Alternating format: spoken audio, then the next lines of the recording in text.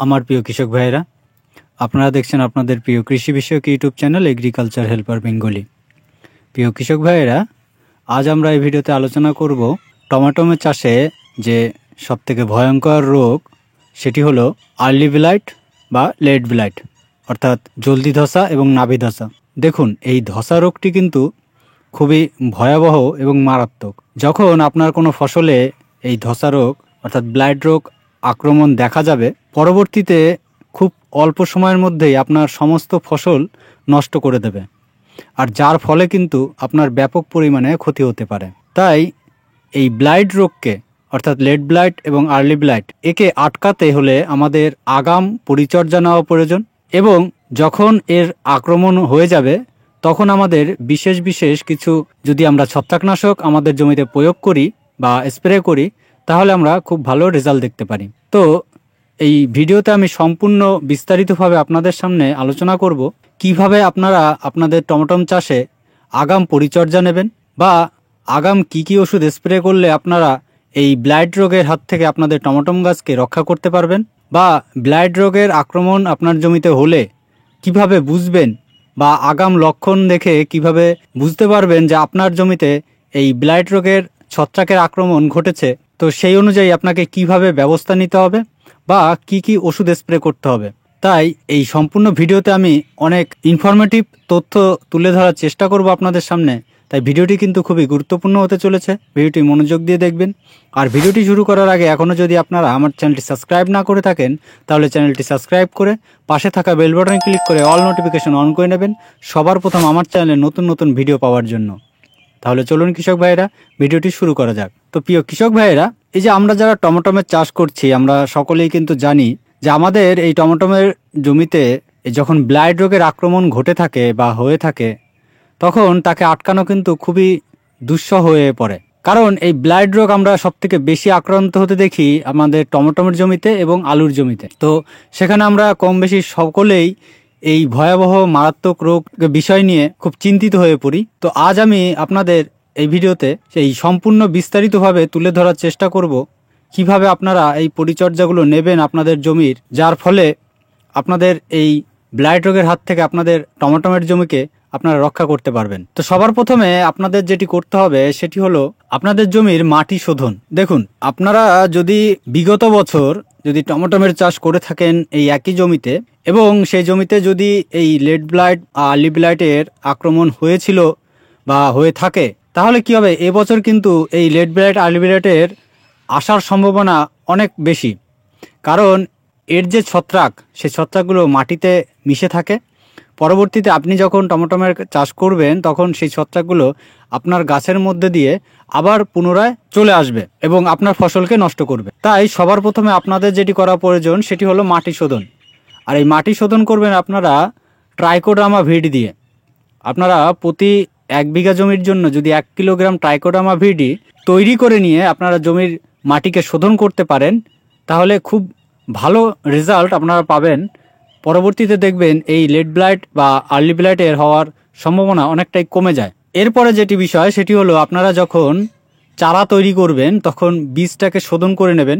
আপনারা সেখানে কার্বনডাজিম 50% দিয়েও বীজটি শোধন করতে পারেন, অথবা ট্রাইকোডার্মা ভিডি দিয়েও বীজটি শোধন করে নিতে পারেন, তবে বীজটি শোধন করে নেবেন। এরপরে যখন আপনারা সেই চারা তুলে আপনাদের মূল জমিতে লাগাচ্ছেন, সেই চারার শিকড়টি অবশ্যই ট্রাইকোডার্মা ভিডি দিয়ে শোধন করে নেবেন, তারপরে আপনাদের জমিতে লাগাবেন। এই সকল পরিচর্যাগুলো যদি করতে পারেন, তাহলে আপনাদের জমিতে এই নাভি ধসা ও জলদি ধসার আক্রমণ অনেকটাই কমে যাবে। এবার আমরা আসি, যখন আপনার জমি একদম সুস্থ স্বাভাবিক, কোনো ছত্রাকের আক্রমণ হয়নি, তার মানে এই নয় যে ছত্রাকের কোনো আক্রমণ হবে না। তাহলে যাতে ছত্রাকের আক্রমণ না হয়, অর্থাৎ লেট ব্লাইট আর্লি ব্লাইটের যে ছত্রাক, সে ছত্রাকের আক্রমণ না হয়, তার জন্য আমাদের কি করতে হবে, কন্টিনিউ শিডিউল মেনটেন করে আমাদের ছত্রাকনাশক স্প্রে করতে হবে। তো সেই অবস্থায় আমরা খুব বেশি দামি ছত্রাকনাশক আমাদের স্প্রে করার প্রয়োজন নেই।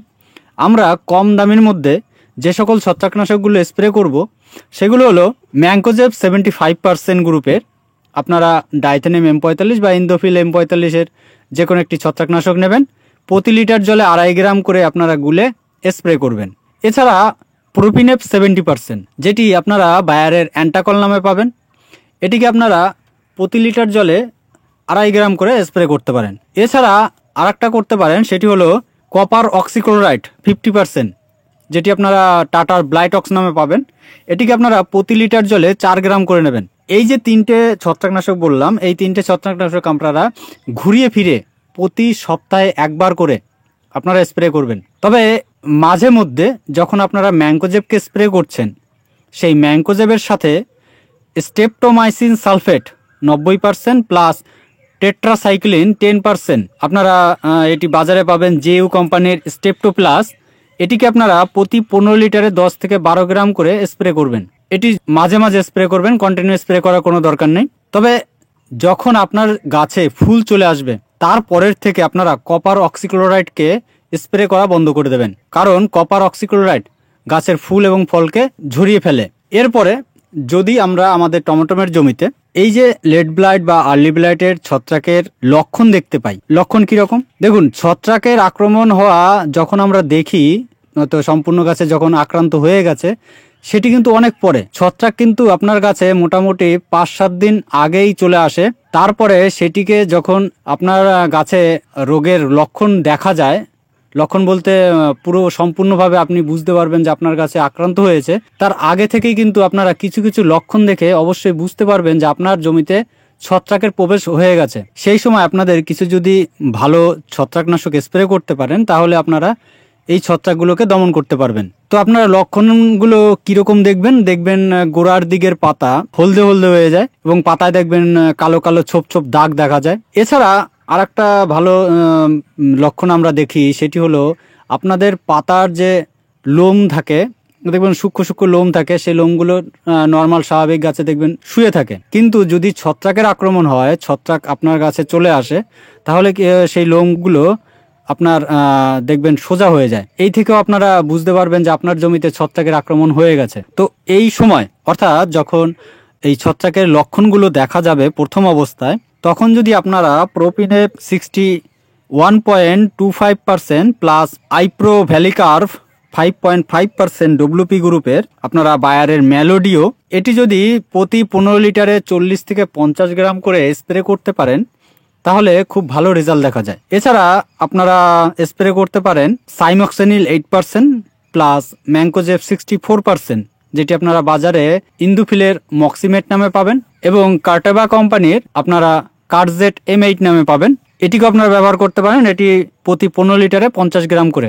এই দুটোর মধ্যে আপনারা যে কোনো একটি ব্যবহার করতে পারেন, অথবা যদি প্রয়োজন পড়ে তাহলে আপনারা ঘুরিয়ে ফিরিয়ে 5 দিন পর পর, 4 থেকে 5 দিন পর পর স্প্রে করবেন, তাহলে খুব ভালো রেজাল্ট দেখতে পাবেন। এরপরে যদি আপনার জমিতে সম্পূর্ণভাবে এই লেট ব্লাইটের আক্রমণ দেখা যায়, অর্থাৎ আপনি দেখছেন আপনার গাছে প্রচুর পরিমাণে আক্রমণ ঘটে গেছে, সেই অবস্থায় এসে আপনি কি করবেন, অর্থাৎ কোন ওষুধটি স্প্রে করবেন, তার আগে বুঝতে হবে যে আপনারা সম্পূর্ণ যখন আক্রমণ হয়ে যাবে কিভাবে বুঝবেন যে এটি লেট ব্লাইট বা আর্লি ব্লাইট। প্রথমত পাতায় দেখবেন কালো ছোপ ছোপ দাগ হয়ে গেছে, এবং দাগগুলো দেখবেন পাতার কিনারে ঘেঁষে আস্তে আস্তে ভিতরের দিকে ছড়িয়ে পড়ছে, দাগগুলো ধূসর আকারের। এছাড়া দেখবেন গোল গোল রিং এর মতো দেখা, এবং 4-5টা দেখবেন হলুদ রং ধারণ করেছে। এছাড়া আপনারা দেখবেন গাছের কাণ্ডে, আপনারা গাছের যে ফল, সেই ফলের উপরে ছোপ ছোপ কালো কালো দাগ দেখতে পাবেন, এবং কি ফুলের মধ্যেও, এবং কি যে ফুলগুলো ফুটবে সেই ফুলের কিনারার বোটার